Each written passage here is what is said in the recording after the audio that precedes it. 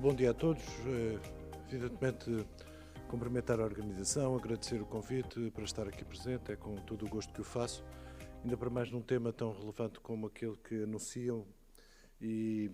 a estrutura dos debates que percebi que iriam assistir ao longo do dia são evidentemente muito interessantes para a fase que nós vivemos, uma fase de enorme aceleração daquilo que é a dinâmica de inovação, sobretudo centrada naquilo que são as tecnologias que podem acelerar precisamente essa dinâmica. Obviamente, a digitalização é claramente um instrumento muito poderoso de aceleração daquilo que são as tendências que já vinham do passado, mas que com ela têm um novo impulso. E, portanto, vivemos tempos muito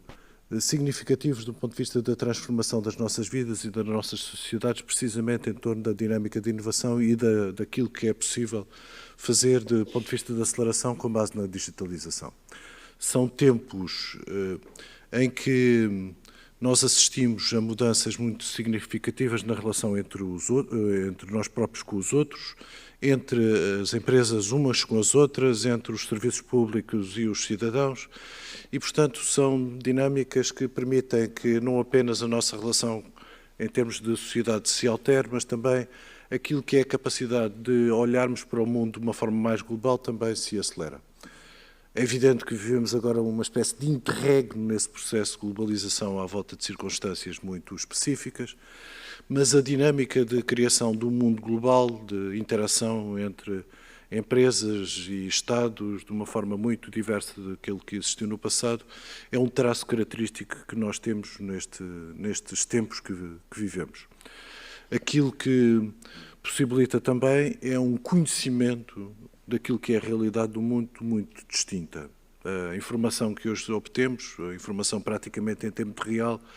que é também explorada a partir de capacidades do ponto de vista do desenvolvimento desse tipo de tecnologias de natureza digital, são essenciais para percebermos as tendências. Muito da nossa vida passada, enfim, não apenas da nossa geração, mas sobretudo das gerações anteriores, foram feitas no desconhecimento, na verdade, do mundo. Os elementos de conhecimento eram muito escassos e, portanto, as oportunidades de construção de soluções melhores, de um mundo mais capaz de responder aos desafios, não apenas dos cidadãos, mas das sociedades, era muito mais difícil. Aquilo que nós vivemos hoje é algo muito diferente do que vivemos no passado. E mesmo naqueles que são um pouco mais antigos, perceberam ao longo da sua vida que as tecnologias, a aceleração das tecnologias, sobretudo as tecnologias de informação, permitiram construir algo de muito distinto em relação ao passado. Eu só dou um exemplo para terem claro, do ponto de vista da ação do Estado, enfim, de uma forma evidentemente global, mas do ponto de vista daquilo que era a minha experiência enquanto funcionário do Estado, quando nós iniciámos o primeiro PEDIP, que é no início do processo de adesão às então Comunidades Económicas Europeias, nós o que tínhamos do ponto de vista de comunicação era telefone fixo e telex. Não tínhamos nada mais do que isso. Portanto, quando nos deslocávamos para um outro ponto do país, não é? Ou mesmo da cidade de Lisboa, para termos capacidade de aceder àquilo que acontecia fora, nós tínhamos que ter um telefone fixo para obter informação sobre o que passava. Em 1995, era eu chefe de gabinete do Ministro da Economia, aconteceu uma coisa extraordinária. Numa visita do Ministro à China, puseram à minha disposição pela primeira vez um computador que me permitia enviar mensagens para o Ministro na China. O telefone era muito difícil, mas puseram um computador para eu tentar fazer uma coisa que hoje nós fazemos dezenas de vezes ao longo do dia, que é enviar e-mails. E, portanto, não passaram assim tanto tempo e hoje estas memórias são memórias já de alguém mais velho e, portanto, muito da assistência que eu tento ver com as luzes é algo que parece que esta dinâmica é uma dinâmica absolutamente extraterrestre. Mas, apesar desta mudança muito profunda, desta enorme aceleração da inovação tecnológica, nomeadamente ainda mais neste momento de digitalização da economia, É muito curioso que, no essencial, a partir do início deste século, portanto, nestes 20 e poucos anos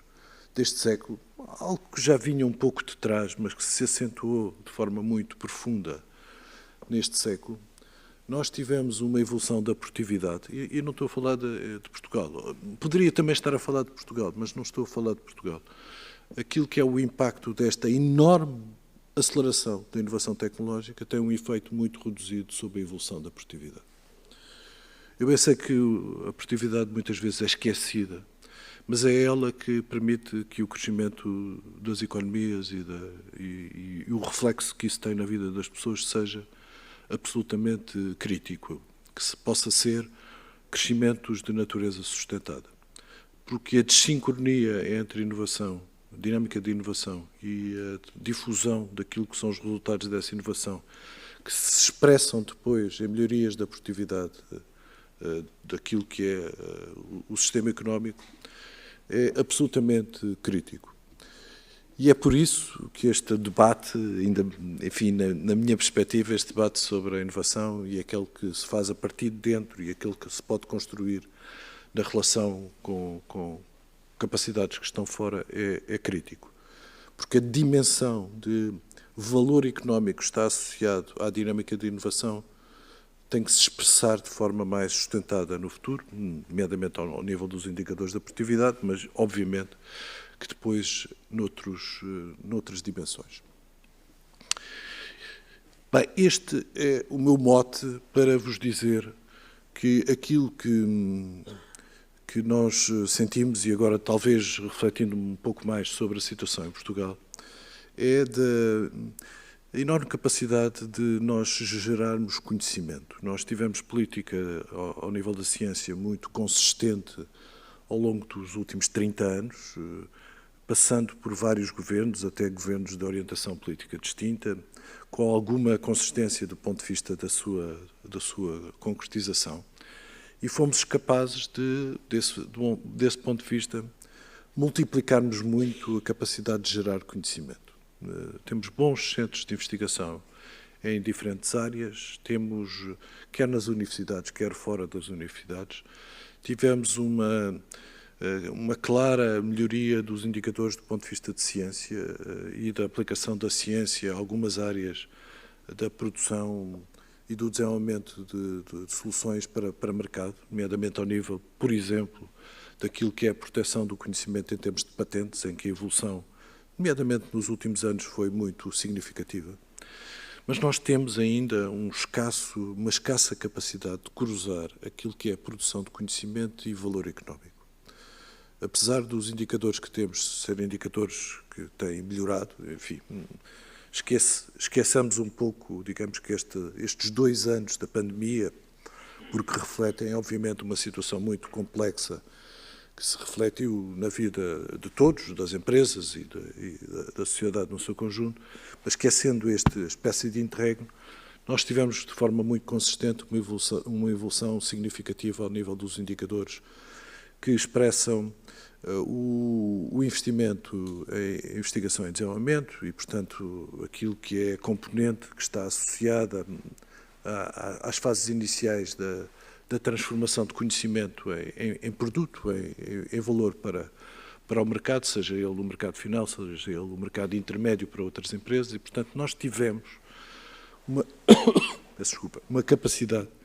de gerar mais dinâmica do ponto de vista daquilo que é esta relação entre conhecimento e valor. Mas temos ainda um mundo para desbravar. Nós temos ainda muita capacidade não associada e temos dificuldade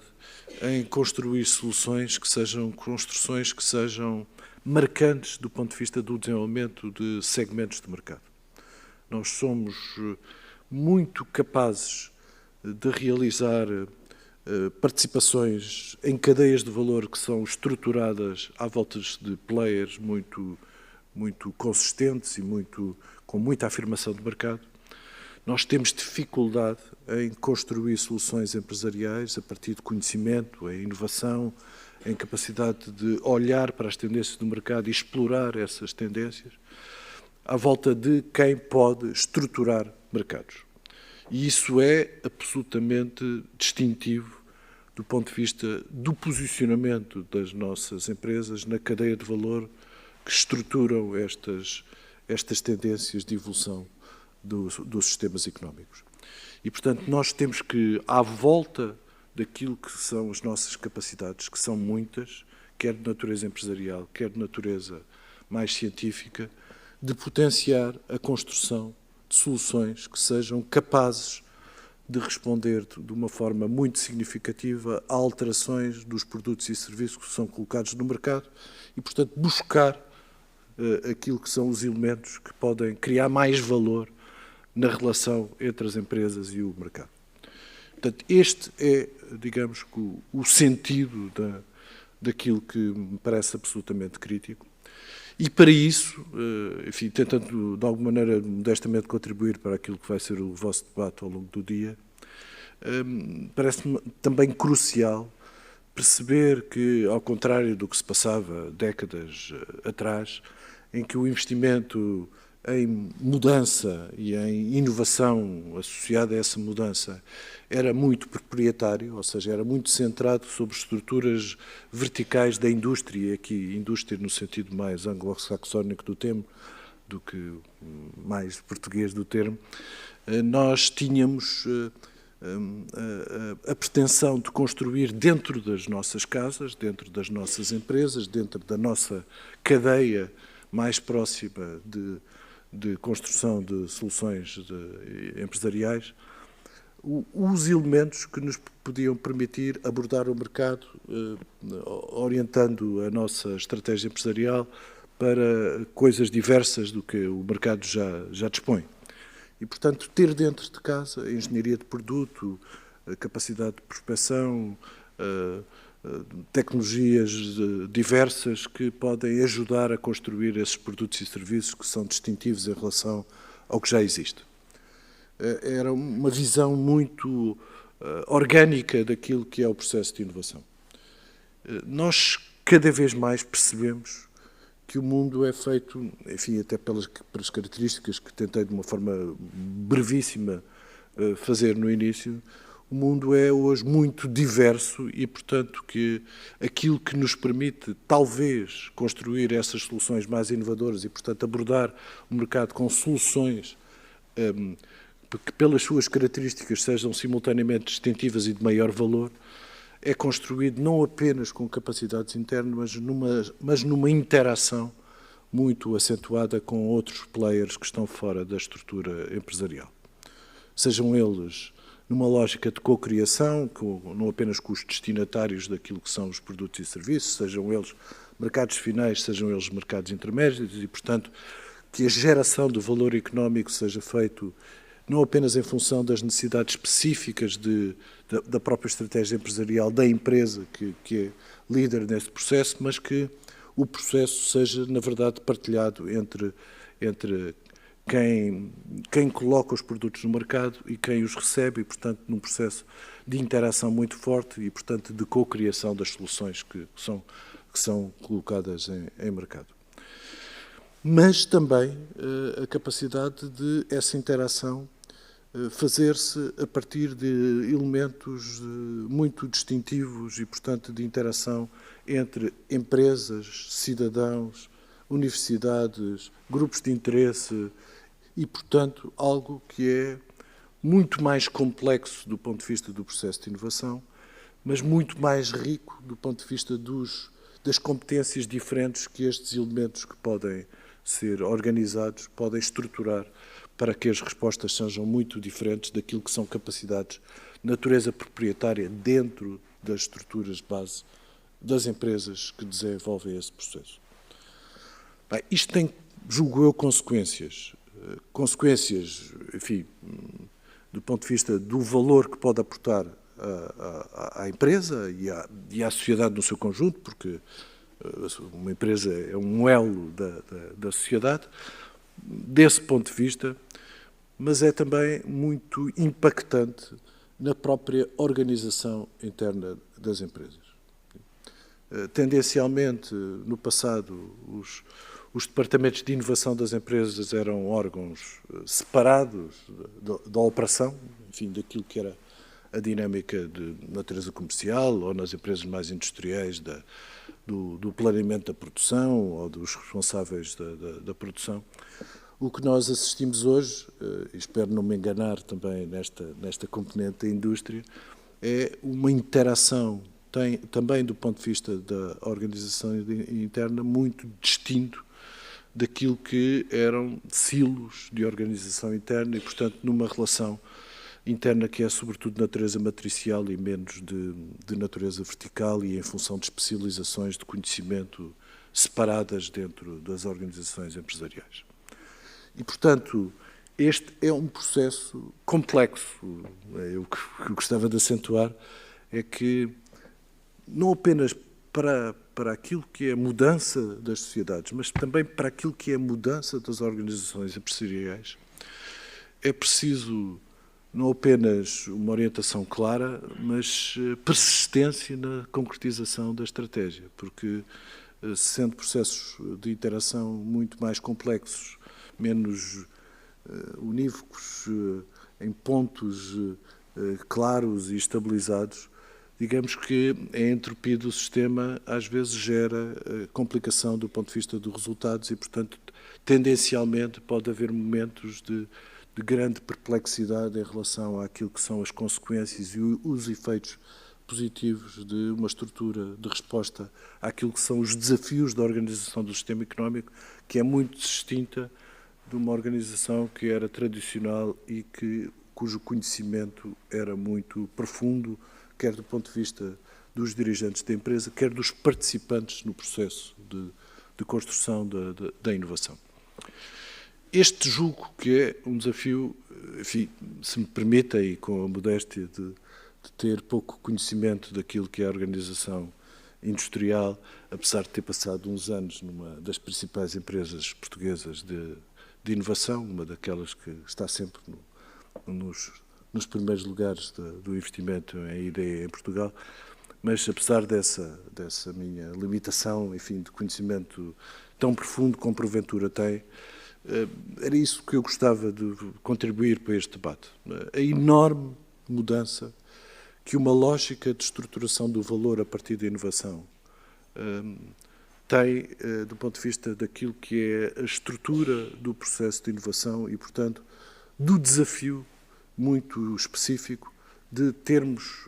algo que desenvolva e estimule a capacidade de inovação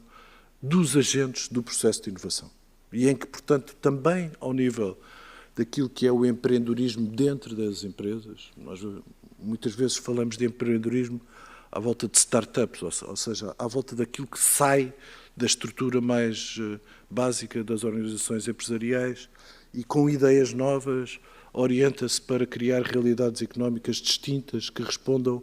ao conhecimento, mas também ao desafio que resulta dessa novidade que podemos ter. E, portanto, temos muito a tentação de olhar para o empreendedorismo nesta perspectiva de exteriorização daquilo que são capacidades e de apostas em mercado de forma diferente. Mas há muito aquilo que representa o empreendedorismo dentro das empresas, ou seja, daquilo que é o estímulo aos próprios agentes empresariais, aos quadros das empresas, àqueles que participam no processo, de estimular soluções inovadoras e potenciadoras daquilo que são capacidades que podem ser desenvolvidas no quadro da empresa e na relação com os outros intervenientes no sistema económico. E, portanto, não é, julgo eu, despiciente nesta lógica de olhar para aquilo que são os desafios globais, que o estímulo ao empreendedorismo interno, ou seja, aquilo que é a capacidade de gerar ideias novas internamente, sejam absolutamente críticas para que o esforço de modernização das empresas possa ser prosseguido à volta dos elementos que estruturam coisas diferentes para o mercado. Bem, esta era a nota, enfim, mais geral que eu vos queria dar. A segunda nota, evidentemente até pelas funções que eu ocupo, é olhar do nosso lado aquilo que são as prioridades de política pública, nomeadamente aquilo que são os instrumentos de ação do do lado do Estado e das prioridades também da política do Governo, neste ambiente que me parece muito distinto daquilo que nós temos vivido no passado, enfim, um pouco mais remoto, mas também no passado recente. E aquilo que vos queria acentuar é que, enfim, até para coerência com o que estou a dizer, que nós temos, sobretudo, uma preocupação de olhar para os instrumentos de política à volta da inovação, estimulando os processos de cocriação e, portanto, orientando aquilo que são os incentivos públicos, aquilo que são os instrumentos do Portugal 2020, na atualidade, no Portugal 2030, do PRR, como instrumentos que valorizam, sobretudo, os processos em que existem consórcios, existe interação entre agentes, em que a dinâmica é uma dinâmica, sobretudo, capaz de poder difundir aquilo que é o resultado da inovação e do conhecimento. E que, portanto, que possa expressar maior valor e maior capacidade de atingir aquilo que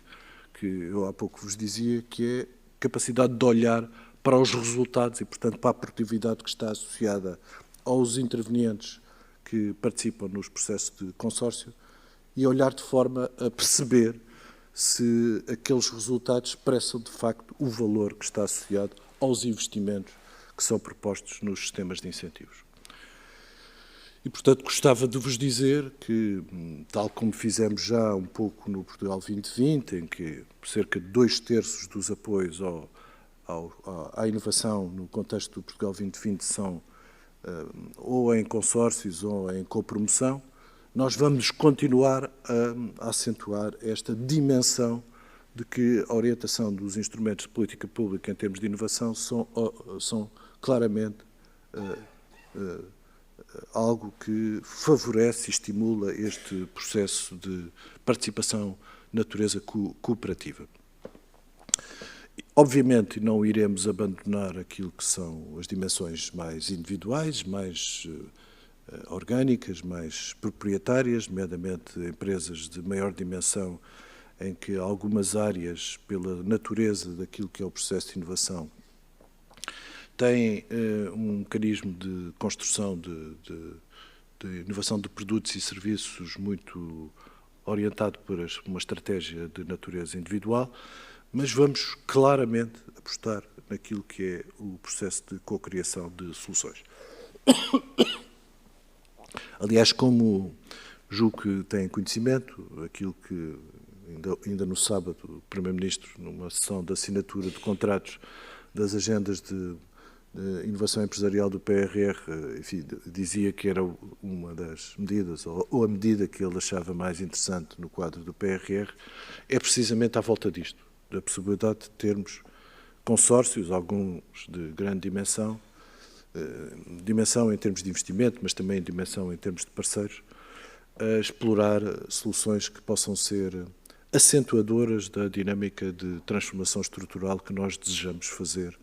a partir destes instrumentos de política pública que temos à disposição, quer de instrumentos que são com base em fundos nacionais, quer sobretudo daqueles, como um país como Portugal, tem que usar do ponto de vista de instrumentos de cofinanciamento comunitário. E, portanto, este é o mote para aquilo que nós vamos fazer no próximo Portugal 2030, acentuar muito os valores associados à inovação de produto e de serviço, quer aqueles que são dirigidos especificamente às fases iniciais do processo, quer aqueles que depois se refletem em alterações daquilo que são as capacidades de produção, dos instrumentos de produção de soluções, sejam eles ao nível da indústria, sejam eles ao nível dos serviços, que permita que esta difusão um aumento do investimento A&D se reflita no aumento do valor que está associado a esse processo inicial. Para isso, vamos também usar os instrumentos fiscais que temos à nossa disposição. No debate fiscal, muitas vezes se esquece, sobre as políticas fiscais, muitas vezes se esquece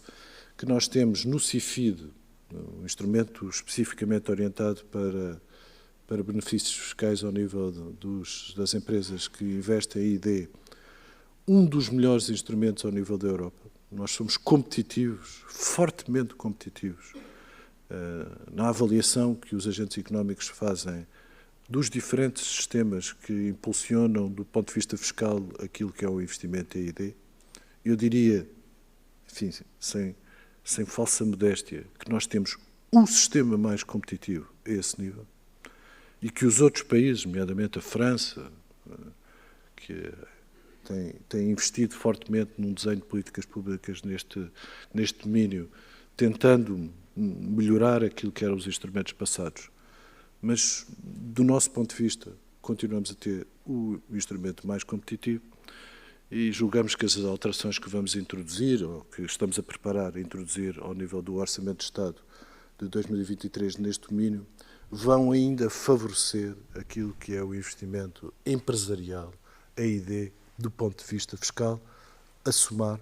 àquilo que vamos fazer do ponto de vista de instrumentos financeiros com o Portugal 2030 e com o PRR. E, portanto, eu julgo que nós temos condições, do lado daquilo que são as políticas públicas dirigidas à inovação, de participar também no risco que é inerente ao próprio processo de inovação. Eu estou mais preocupado